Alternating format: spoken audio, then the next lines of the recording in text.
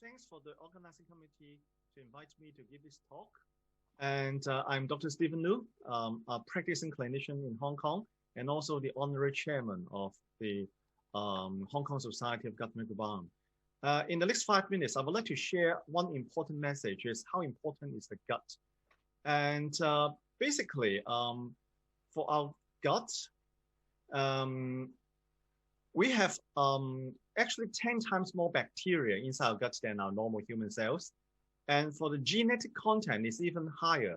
It's over 100 times of genetic content when compared to it's more 100 times more bacteria gene inside our body when compared to our own gene. So basically, we're controlled by the bacteria of our body. And over 90 to 95% of bacteria actually is concentrated inside our gut. So our gut is very important to our health. And in the past decades, there's a lot of research showing that various kind of bacteria content inside our gut will link to various problems like the immunity, the neurological function, the metabolic function, the joint problem, and also the colorectal cancer. So there's recent studies published in our university, the Chinese University of Hong Kong, showing that people with COVID-19 infection in these pandemics, for those with more severe disease, basically they have a more poor gut microbiome. And this table summarizes the finding of the research showing that if we have a better gut, we have a better prognosis with COVID-19 infection.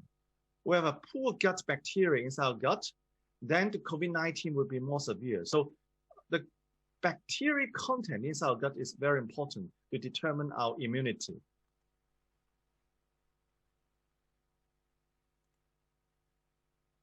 So our society, Hong Kong Society of Gut Microbiome, performed a research a couple of months ago to investigate the level of dysbiosis. That means it's the severity of the defect of the gut microbiome of our local population. And over the past 4 months, we recruit around 265 patients. The majority of them is at our population. And surprisingly, from this study, we find that chronic health problems like allergy, like eczema, obesity, and also constipation and diarrhea, all kind of chronic health problems, is quite prevalent in over 40% of the normal population. And this is a summary of our finding. We do show that for people with chronic diseases, around 62% have some kind of gut dysbiosis. That means it's imbalance of the gut microbiome. Whereas in healthy population, it's around 38, but it's still very significant. Even healthy population, around 30% have defect in the gut microbiome. So it's very important for us to have a good gut microbiome in order to bring back the good health. So this is the end of my sharing. Thank you. Stephen, thank you, Stephen, for your very concise and useful explanation about this timely initiative.